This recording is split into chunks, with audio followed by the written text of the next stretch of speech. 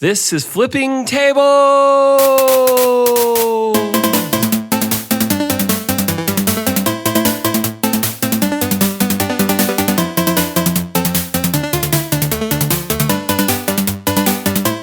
Welcome to Flipping Tables. This is a podcast about technology, gaming, and culture. And culture. I'm Mike Edwards. And I'm David Lyons.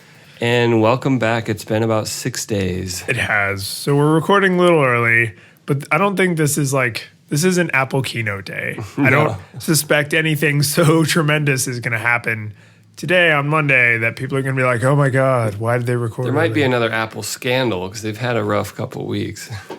So there was Ben Gate. There was... Their botched 801 update. Right. There was, I guess, the nude leaks, which surprisingly, bent iPhones somehow made that no longer a thing. Okay, so the Ben thing, whatever, but having all of your photos leaked off of your supposedly secure server, still a thing. We still need to address the security of your cloud solution. And there's still a lot of vagueness there because by all accounts it was social engineering. And maybe, there's talk of their API was allowing too many calls before saying you can't keep trying to log in. But that it wasn't they didn't hack something. It was right. We guessed where you lived and that was your security question. And yeah, so social engineering is definitely a real thing. But there's also a question of how many times were they allowed to guess? Can you answer security questions over and over and over? And that is a system level thing. They are responsible for that. It still isn't clear to me that that's how it was broken, though. Well, and I'm sure Apple, if they're the only ones that know, aren't going to say. But true. I would assume, though, with the sheer number of people who had their accounts compromised. And through other services, too, besides iCloud. Right. But with the sheer number of people, there's no way 100% of those guesses were made on the first try. No. Right? Even when you consider that they were all famous and that a lot of information about them is public, it just seems unlikely that somebody sat down and was like, I'm going to bat 1,000 and just guessed all of these facts. What is typical for a rate limiting? 5 attempts, 10 attempts? Well, I don't know the number of attempts. The thing that I always hear about when it comes to rate limiting is time dilation. Yeah. So between the first and second attempt, there's a second delay. And then between the second and third attempt, there's a 5-second delay. Then between the third and fourth attempt, there's a 30-second delay. So eventually it becomes unreasonable to continue guessing. The other thing that's not clear to me about this week's old scandal that we've decided to bring up is we did. Yeah. How over what period of time these photos were collected, because it could have been something that happened over months and months and probably was. That's actually it's not one single day. It's I got all of them. Woo! Treasure trove of scandalous bullshit. So that's actually we don't have to go into this whole thing, but that's if I can find the article, I'll throw it in the show notes, but I cannot for the life of me remember who had this story. But basically, their argument was this isn't Apple's fault because of that very thing. This happened over months and even years, and in a lot of cases, the photos didn't come from any of Apple's servers. They came from other services, and there's this whole it's not a great defense to say, well, other people got gamed too. Right, but their argument was this has been a long, slow social engineering process where people gained access and then were quiet about it. Yeah. And the whole reason that this came to light at all is because one person in this skeevy ring of douchebags broke the silence, and then everybody else had to break the silence. And it's a very interesting article about how these creepy perverts all trade in creepy pervert money, not in normal fiat currency. So I don't know, it's kind of scary because it's one of those how long has this been going on? Mm-hmm. What other things don't we know about that are completely vulnerable because these skeevy perverts aren't out trying to make a buck? Which we also don't have on our agenda, but that new bash bug that's been going around. Yeah. There's got to be jazz hands every time. Shellshock. Maybe we should find time for that at some point. But So, well, I think it's just now is the time. Seize the moment, Mike. Well, I don't know how much you've read about it. It's being hyped as worse than Heartbleed. Yes. Which it has to be hyped that way because of its proximity to Heartbleed. Yeah. If it was like almost as bad as Heartbleed, nobody would talk about it. That's true.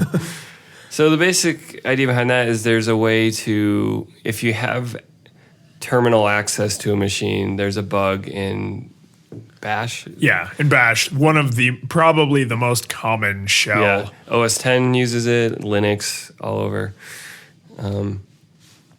And so people can take control of your machine or have escalated privileges. That's the end story of all these vulnerabilities, and then escalated privileges. Right. Yes, they can execute remote code. Yeah. Is the arbitrary code. Yeah, that's always the giant deal breaker. The reason this one is because typically we think of the Linux-backed network architecture of most of the internet as like pretty damn good, and I think in history it has been pretty damn good. But when you find something that potentially affects a huge chunk of that, then you're like, whoa, this could be bad. Right. But this is one of those things that, like, I don't know how to say this without sounding dismissive, but most of what we consider modern society is kind of fragile. Like, this is the whole point of open source software.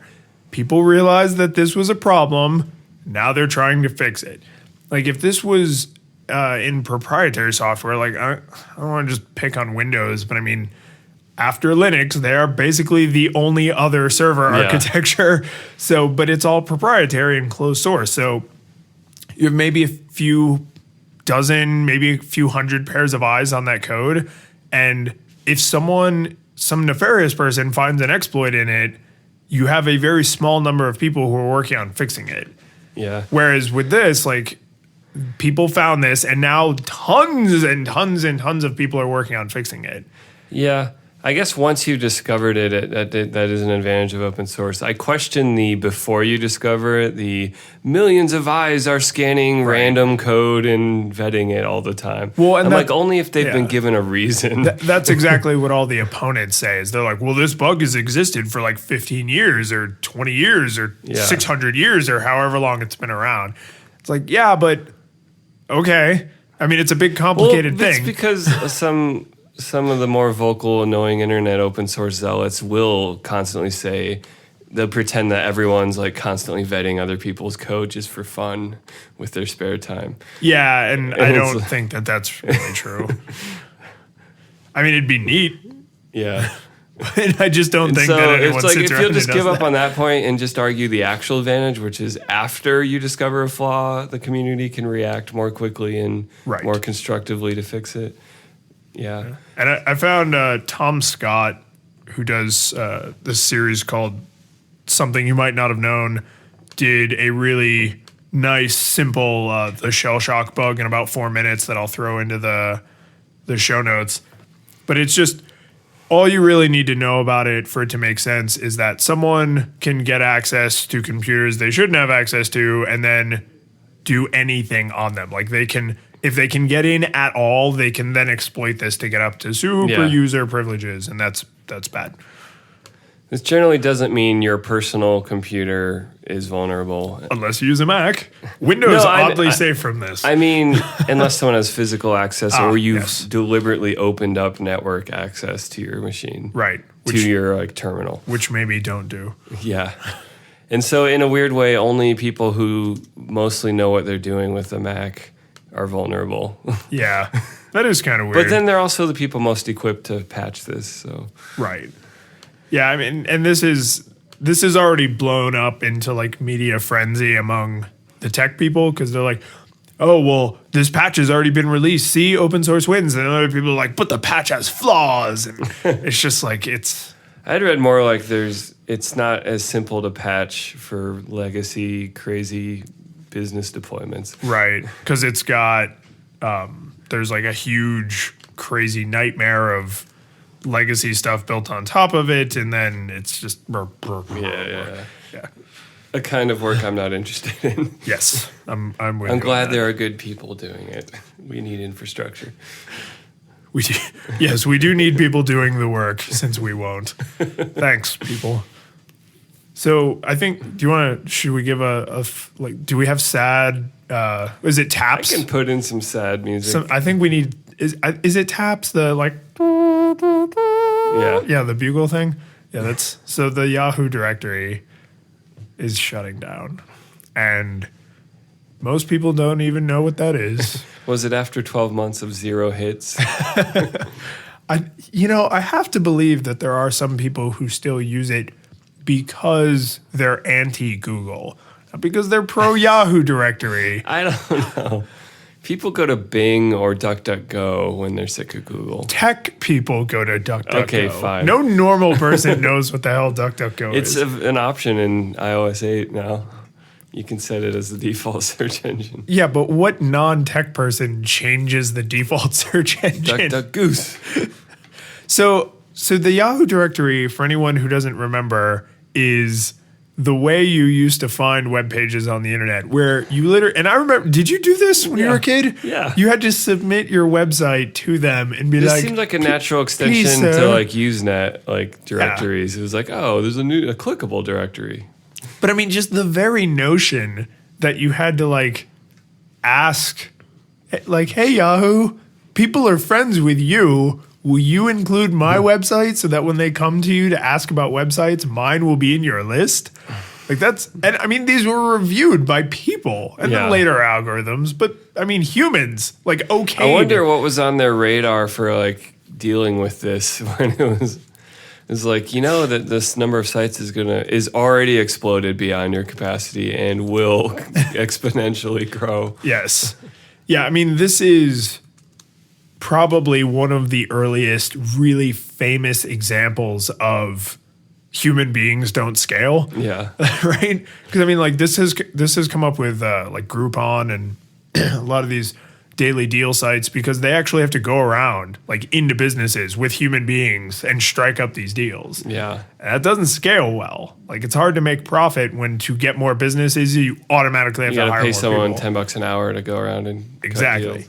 So there's a link to this from Search Engine Land. We'll throw in the show notes, but I don't even know what to think about this. Like, people are acting like, oh, it's the end of an era. And I'm like, so?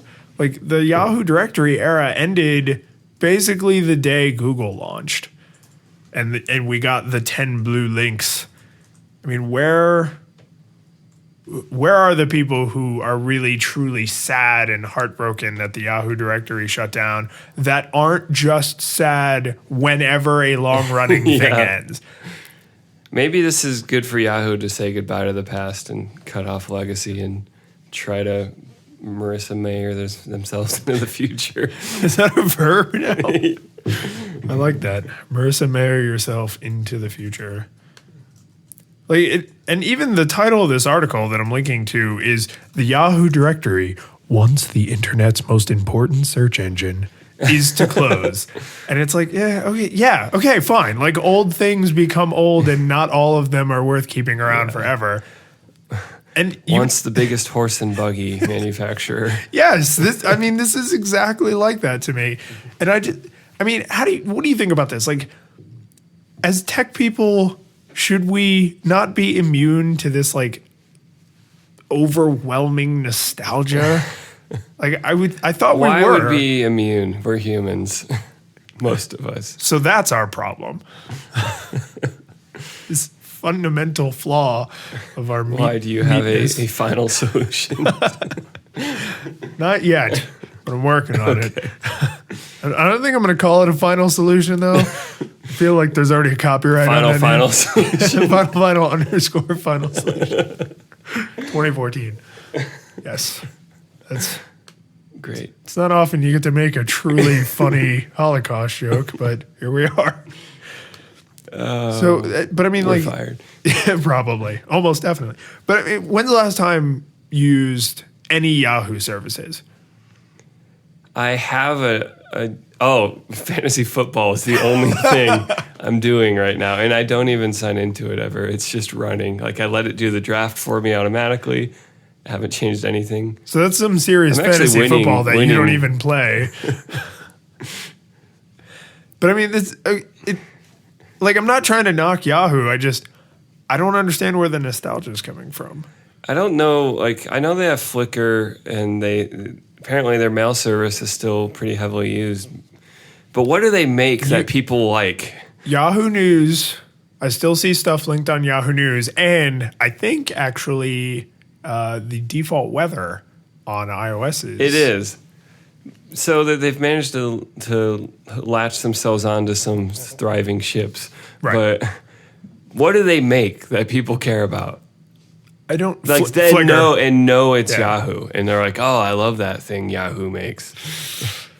Now you've thrown Flickr into contention because I'll bet a lot of people don't know that Yahoo owns Flickr. Yeah, I mean, Flickr's the one I really can point out, and even I guess they own Tumblr, and that hasn't, which they don't make, they just own it. Yeah, well, I can't. There's lots of bought things that are still okay, and like even YouTube was bought by Google. But they haven't, like, YouTube has changed a lot since Google bought it. Right, it's been long enough that you think of it as Google's, but right. But Tumblr is just kind of like Yahoo owns Tumblr, and maybe they'll enhance it. They just haven't yet. Yeah, I don't know. Like it seems like they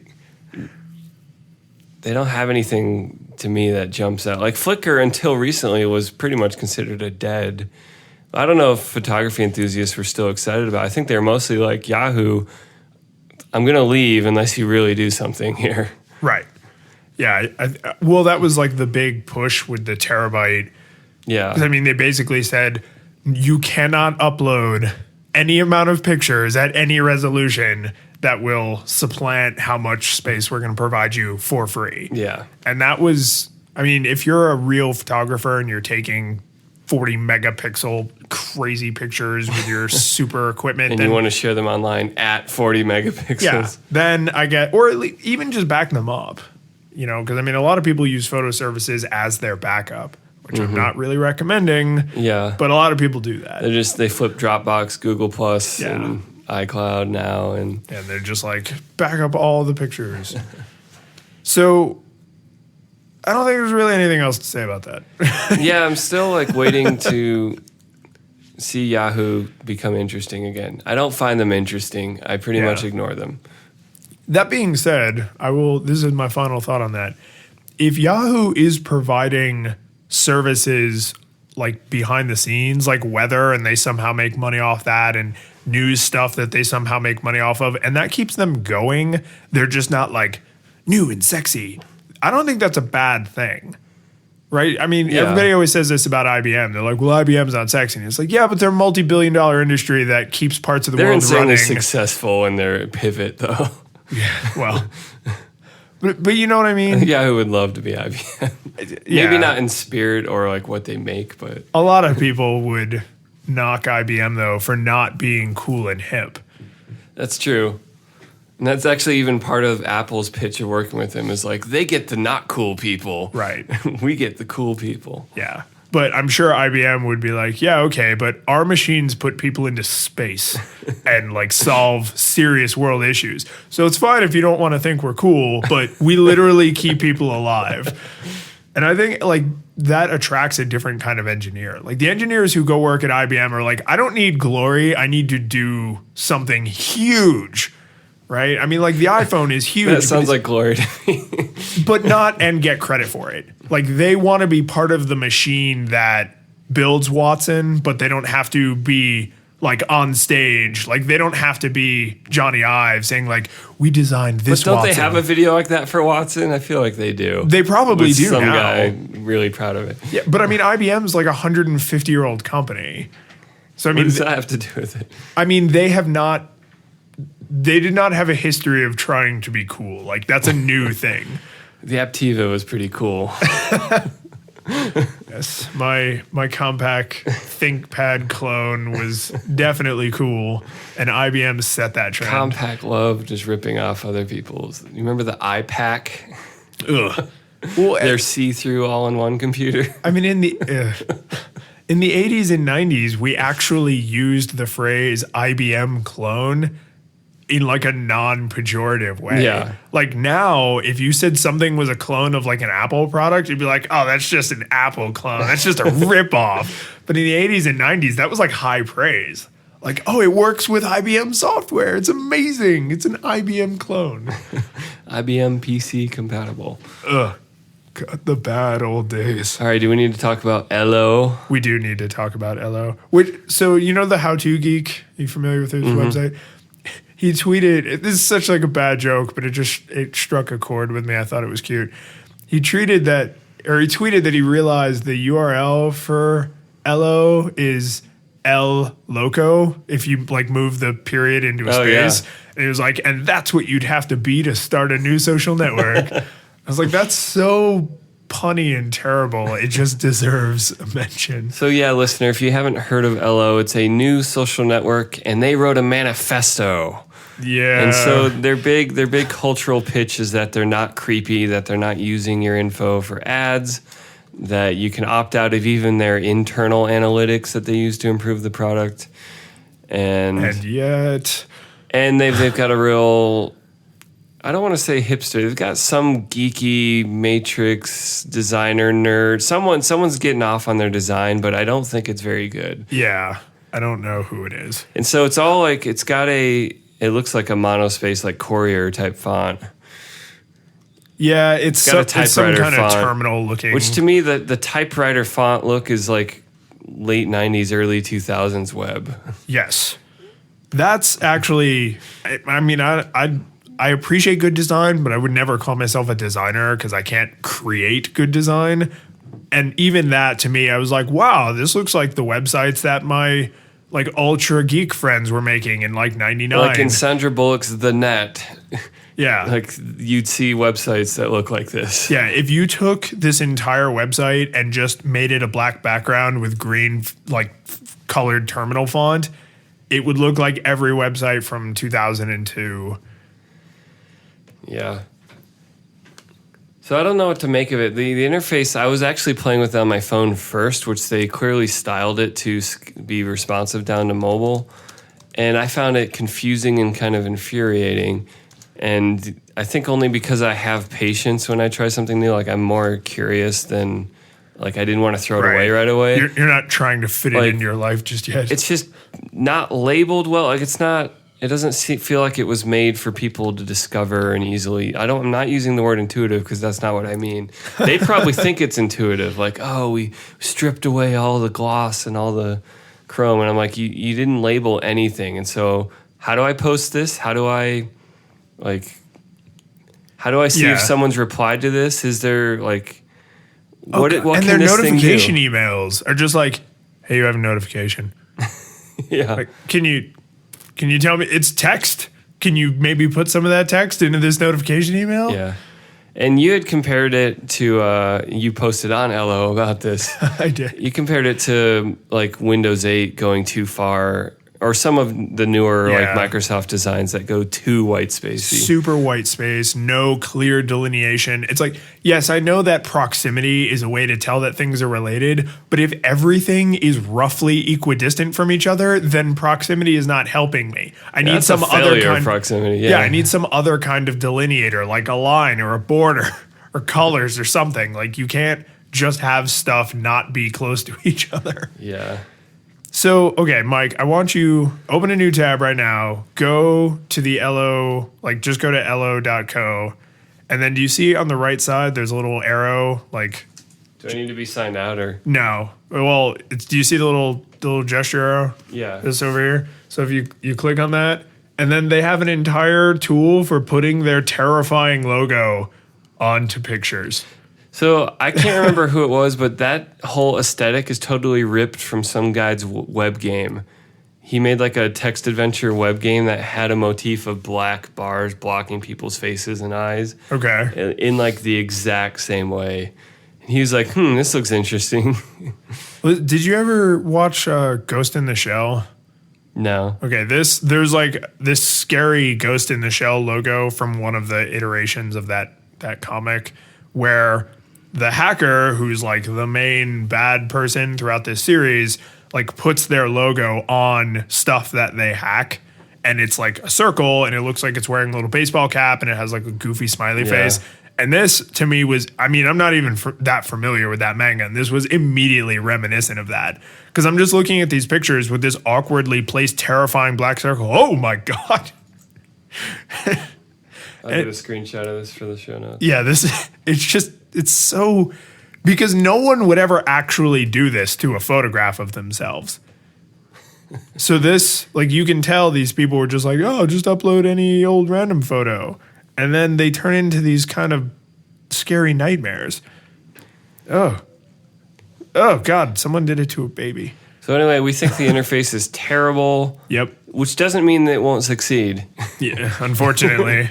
I think the interesting thing is that what you found and posted to Google Plus was some bringing down to earth the high-minded manifesto of the creative company that made this. So this, I'll try to summarize this, and I want to say up front that I know basically nothing about the venture capital system. Unfortunately, no one has tried to throw millions of dollars at me for a product that doesn't exist yet.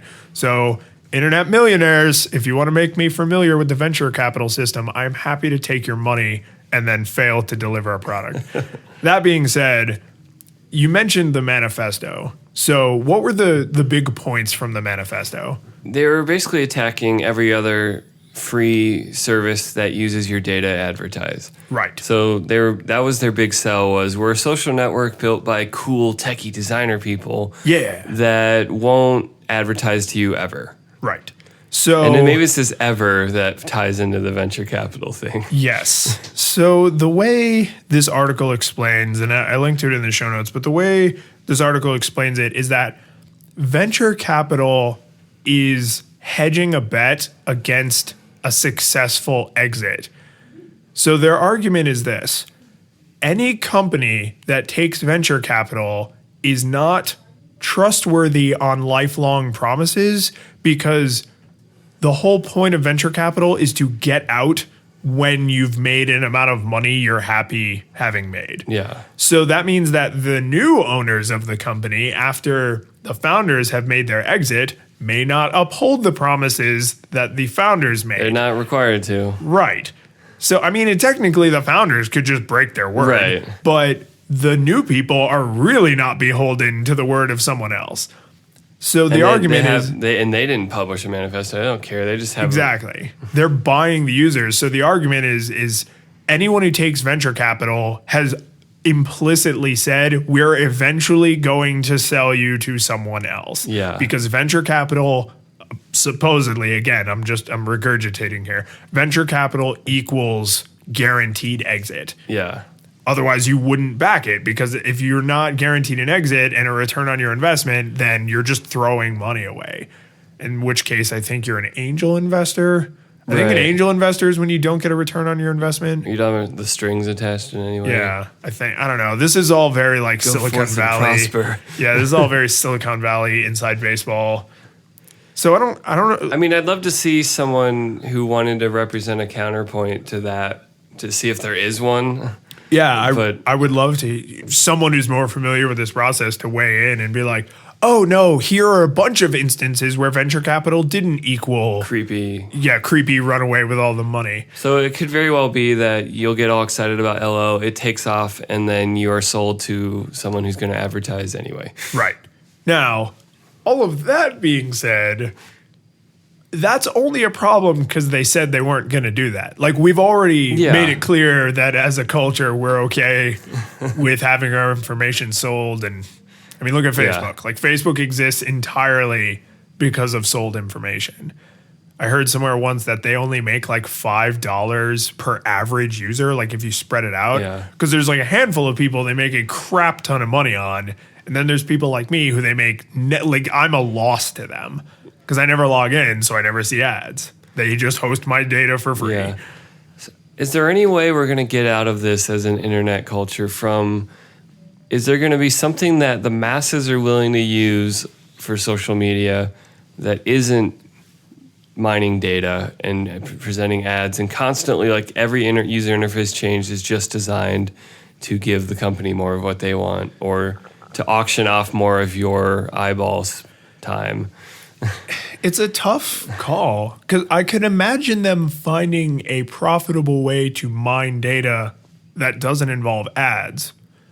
I'm having a hard time believing that they would find a profitable way to run a company without like a subscription model that didn't do something with your user data.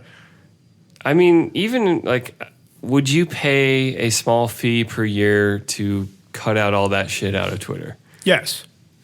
Yeah. So this is, to me, is almost like WordPress.com / .org or all of it together. Like, you can get a free blog on WordPress.com, but your features are limited, and I don't know if they show it. I don't put I think WordPress.com does. Okay. I think there's like 1 or 2 small ads. So there's that, which is like just one in the spectrum of options. Right. And like, so can someone do for social networking what has already happened for blogs? There's a whole ecosystem of free to paid options for blogging. I think with an existing service like Twitter, it would be a perception issue because the second they announced one of the options for Twitter will be paid if you want to hide ads, every single tech journalist would write an article that says Twitter becomes a paid service. Yeah. And it would blow it totally out of proportion. And then they would have to spend all this time doing damage control. And then on the flip side of it is to offer that is to kind of indirectly say that your advertisers are bad. Yeah. Like, we know how much you hate all those ads. Hey, advertisers, please keep giving us money. You know? I figure advertisers are pretty mercenary, though. If it means you get in front of millions of people, who cares? Yeah, you're probably right. Because even if they say our advertisers are bad, no one's going to associate that with a specific. It's like, oh, Nike's bad. I hate you, Nike, because Twitter said I should indirectly. But I think it would be a hard switch for an existing company. And to be fair, we saw someone try this. Yes, we did. Though the problem was they were vague. No one could understand what that service was for except for developers. You got to be talking about app.net. Yeah. Okay. Because app.net also made the mistake of not launching with tiers. It was like pay or nothing. Yeah. And the other problem is if you don't want people to think of you as a Twitter clone, don't launch with a Twitter clone. Yes. Yeah, they were confusing from the gate. Well, the first thing they showed off was basically a Twitter clone and then had all this nonsense about how this is really a platform for communication and services. Yes. Well, because their actual product was a connection layer for any kind of service that had a social component. Yeah. And their initial product, which was actually called Alpha, was a Twitter clone. So they launched this conceptual framework and their Twitter clone at the same time and were then like really surprised when people equated the two. It's like, well, people aren't going to take into account you. You can't give me something ethereal and something concrete and then be like, no, don't look at the concrete thing. Look at this ethereal thing. Come on a vision journey with me. Don't actually use your eyes. Get in my magic school bus. So you asked the crucial question, would you pay? How much would you pay? So say a service like Twitter where all of your friends are and all the people $1 a month. Follow. Oh, yeah. No, that's no question. I pay that much for LastPass, which is actually integral to my life. I would say I would go as high as $20 a year? $5 a month. You would pay $5 a month to have 0 ads on social media? To have 0 ads, and also I have the option of controlling my data. Because I feel like that's for what Twitter does. I wonder what Twitter makes per user. We shouldn't look for it right this second, but there's probably some smart person has probably broken that down.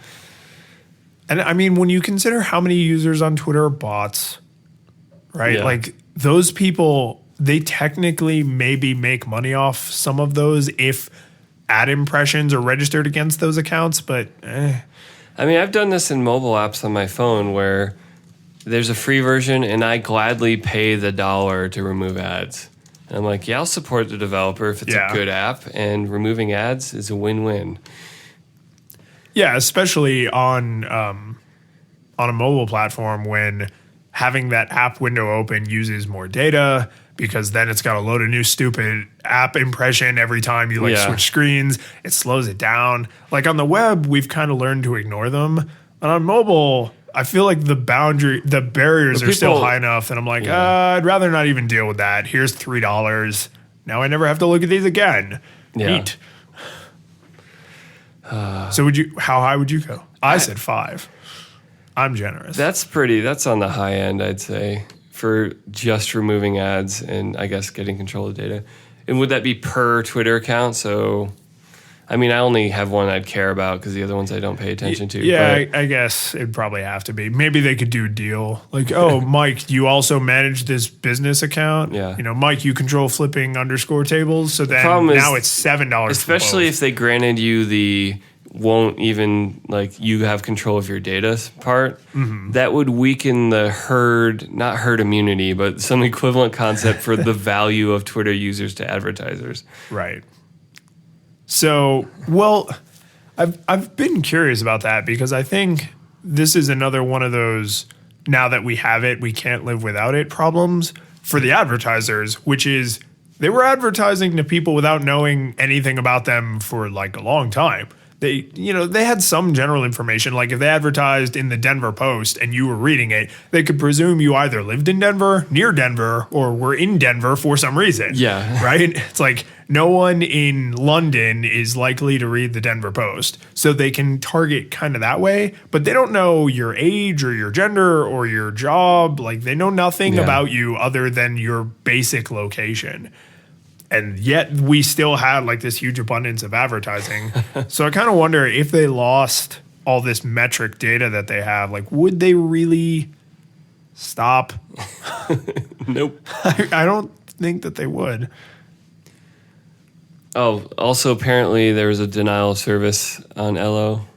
Yes, which I guess they beat because Ello's up, right? Yeah. I can tell because I have this terrible 1990s login screen. People bitter about the venture capital, or was this just totally random? Let's take those hipsters down a notch. Like, I actually know nothing about what led to this. That's just me doing totally legit research before we start recording this show. Yeah, I have no idea. I think I put the link in the notes. Yeah, but I also didn't look at it, is what I'm saying. I assume some people just want to watch the world burn. Like a service having a DDoS against Master Wayne. I don't really need a complicated reason for that. There may be an interesting story, but I wouldn't be surprised if it was just like some people are assholes. Another day on the internet. Yeah. I'm looking, I found, because I couldn't actually resist the urge to try my Google foo. According to Quartz, which let's just pretend they're reputable because I don't know who they are. They did a breakdown using some public data from Twitter and some known data about advertising rates and those things. And what they guessed is that Twitter makes 55 cents on advertising revenue per month per active user in one quarter. So that works out to $2 a year. Or sorry, it works out to $6 $6 a year. Or $7 a year. Yeah. Per user in advertising revenue. So charge me $10 a year and let me have nothing. Yeah. And you'll make money. Yeah, that'd be fun. So there, we brought it up to almost Here's what my deal prices. would be. Just don't show me ads. Like, still, you can know that I'm a 30-something male in Denver that is posting about technology and movies and stuff. Right. Yeah. No, I agree. I really don't have that big of a problem with companies mining my data because I put it out there. As long as I know about it. Right. And I'm opting in. Yeah. Now, if LastPass said, "Oh, we share your passwords with our Please advertisers," passwords. Yeah, that would weird me out. But for a company to say like, "You told us you're a white male, age 25 to 45," now we're gonna tell other people. Is that one of the bands now? 25 to 45. Is it 25 to 55? Or no, it's 18 to 34. 18 to 30, whatever. I'm just 25 to 45. I just picked two numbers that had a decent span. So 18 to 34, like we know you're in this range.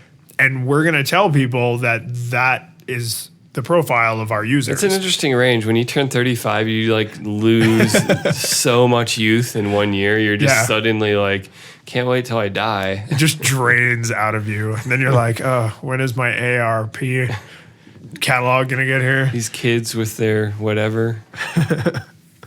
With their Nintendo. So a story we somehow missed in August, or I don't know, it wasn't on my radar, was that while we've been crying about not having Google Fiber, CenturyLink announced gigabit internet for Denver. They did. And I don't know, I didn't get to look at their coverage map or how modest it is right now. It's Denver. It's legit Denver, not like the greater metro area. Yeah, but I imagine they'll expand it eventually if it succeeds. So. But it's like $100 a month, which isn't that outlandish. Yeah. I mean, I would love for it to be cheaper. And I think it said $80 if you bundle with TV or something. Yeah. So not cheap, but at least we're starting. Like maybe if that succeeds, it'll push Comcast to up their speeds. Yeah. Well, and so you would hope. Is it actually legit fiber? Yeah, it's not. That's what I read. Okay. Well, just because I'm thinking they couldn't possibly be doing gigabit DSL. No. Okay. I think it's actual fiber. Yay. So that's high-end fiber. That is awesome because Denver in particular is very much considered and the greater metro area type of city.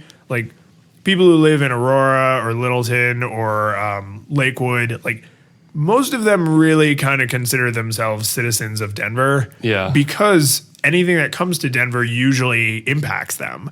It's not like, well, if you live in Buffalo, New York, and then if you live in Manhattan and Manhattan got gigabit speeds, you'd be like, yeah, it's coming to Buffalo. Yeah, if you haven't checked out a Colorado map recently, like other than like Colorado Springs and Boulder and Denver and like Durango and like a few, like there's a couple other little spots. There's like nothing in the state. Nope. There's just a lot of open ground. Yeah, we're very pro parks and mountains and uncivilized areas. And then we have dense populations. But that's cool because like I don't live inside the city limits and I actually believe I'll have access to this eventually. Not now, unfortunately. Yeah. Hopefully you Denver people will give them enough of your dollars that they expand it. So get on this. I didn't check yet, but if we can switch, that would be awesome. Because you have Comcast, right? Yeah. And what do you... It's 50 Mbps right now. Okay. And do you mind if I ask on the air what you pay? I think it's around 60 or something. Okay. But you just internet? No, we get cable too. A bundler. Do you have a home phone line? No. You don't have like there is no landline. A little landline with a charging They cradle. do ask us if we want one. Every time. Every time. Every time. Every time. I've actually told the nice people when they call to harass me in the middle of the day, as if I would just be sitting at home doing nothing at like 1 o'clock in the afternoon.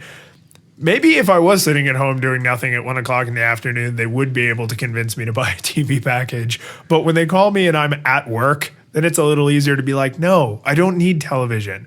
I'm at my job, doing my job. Please stop doing your job and harassing me while I'm at my job. One thing I totally approve of in this gigabit internet stuff is that they're coining the idea of Denver's now a gig city. Yes. Yes, they want to really push the whole like I'm happy for groaner puns as long as it means we get gigabit internet faster. Agreed. And so we know someone who works at CenturyLink. We should actually talk to him about this. Oh, yeah. At some point. We should. Probably not on the air. He would probably not want to do that. I don't think it'd be good for his career. No. But if he tells us anything interesting that we can repeat, we can come back with it.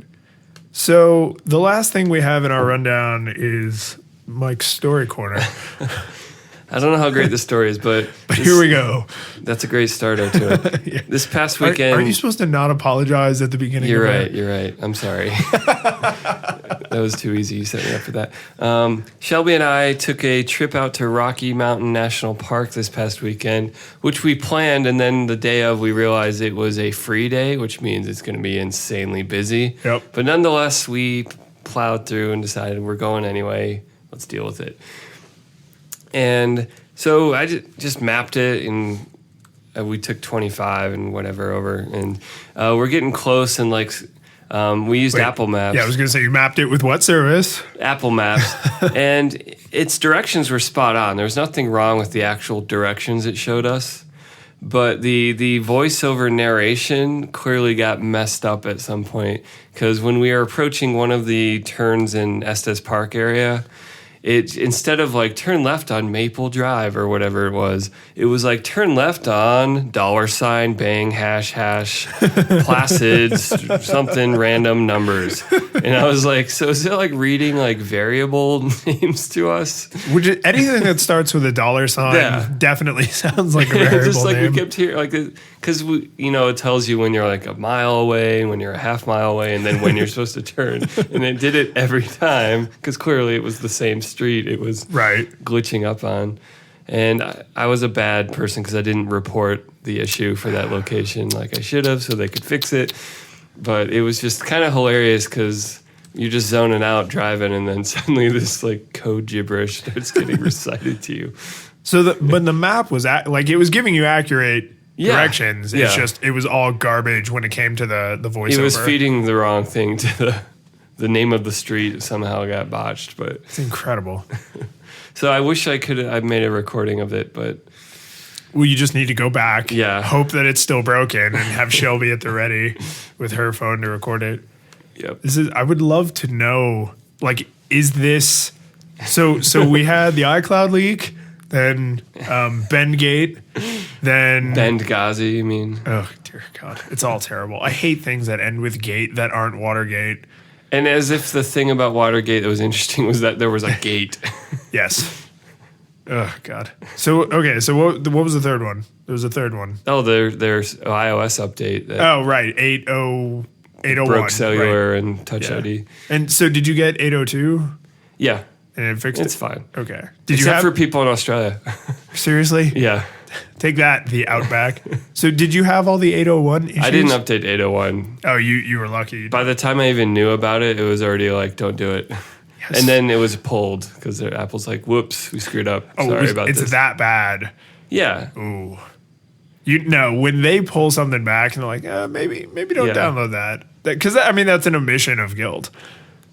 And I don't want to get into Apple scandals, especially because our hour is basically up. It is. And we could go on forever. I will say that Apple deserves lots of criticism for all their problems recently, but I do have to give them credit that they are responding quickly and a little less Steve Jobsy.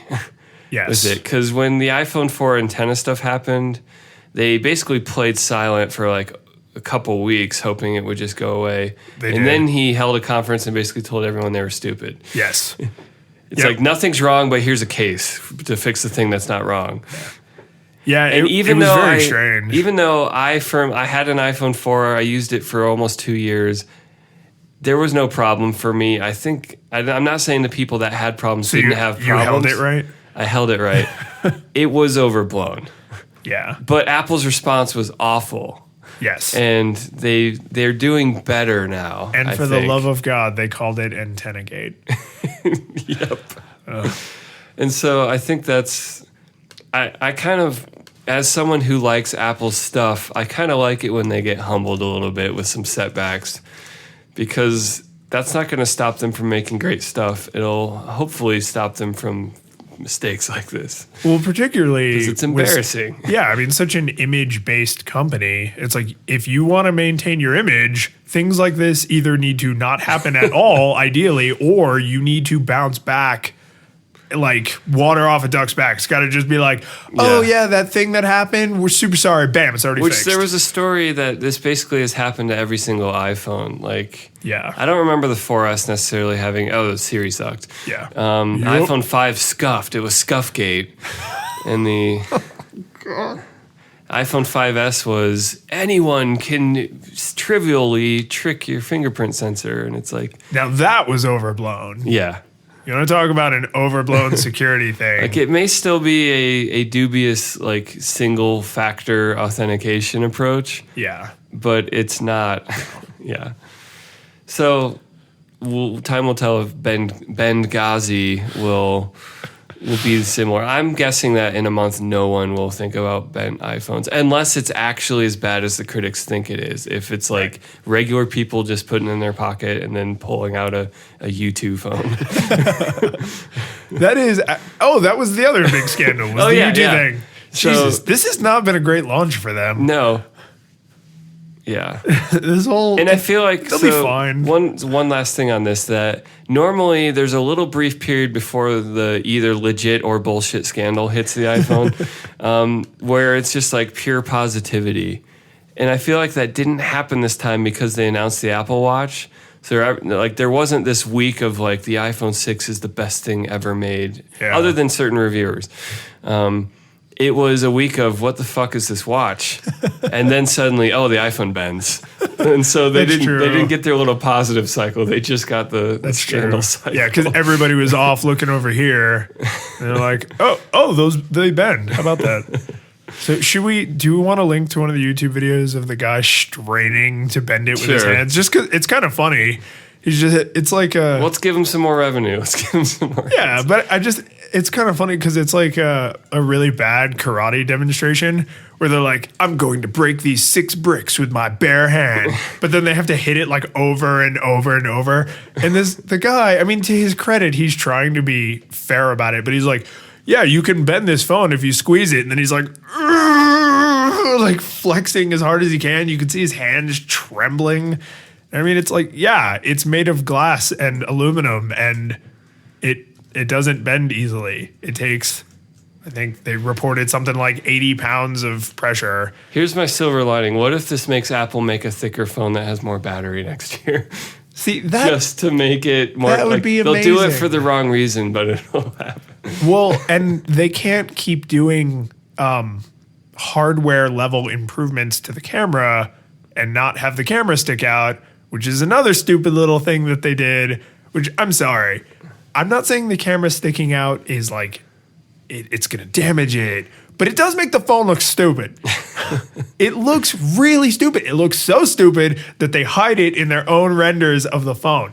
And a lot of shots of the phone are like at this kind of 3/4 angle, the way you would take like a senior picture in high school so that you can't see it sticking out. It looks dumb. I don't really care. I mean, I don't care because I don't own one, but I'm just saying, like, give back that millimeter to the case. No, I agree and with that. add 5 hours of battery life. If it's 8 millimeters instead of 7, don't care. Give me an extra hour of battery. And has there ever been an iPhone that wasn't thinner than the previous iPhone? The 3GS was the same as the 3G. So they've never the backslid. Same. Yeah. So the iPad 3 was actually a little thicker than the iPad 2. Okay. Because they had to pack in so much more battery for their first Retina screen iPad. Ah, yes. So But then they figured out, because they had... I feel like 7 millimeters is thin enough. Oh, yeah. You've hit it. Yeah, I don't think we need to go any thinner than this. I mean, it's... I don't know. We hit the hour. I don't want to talk about damn iPhone anymore. We're starting to spiral the drain of this. All right. So, Mike, where can people find these very amazing show notes? Head to flippingtablespodcast.com/034. Woo. Still exciting. I still like numbers. The flip side of 1/3 of 100. Yes, because that's how everybody thinks about the number 34. It's the only notable thing. You have now identified with all of our users in perpetuity. Not users, listeners. We don't make anything. Our users. I fight for the user. It's because flipping tables is like a drug. And you can always follow me on Twitter at @MEdwardsMusic. Was that a reboot reference? No. I fight for the user? We did this last time I mentioned that. It's a Tron reference. Ah, damn it. You know what? And you said, is that a reboot? Because I want reboot to come back so bad. Say it. You want reboot to... Nope. You won't do it? Nope. I have my pride, sir. I have my pride. All right. You can find me online at pseudomichael.com. Yep. And you can find me at lionsandbeta.com and all the other places at Lions and Beta. Yep.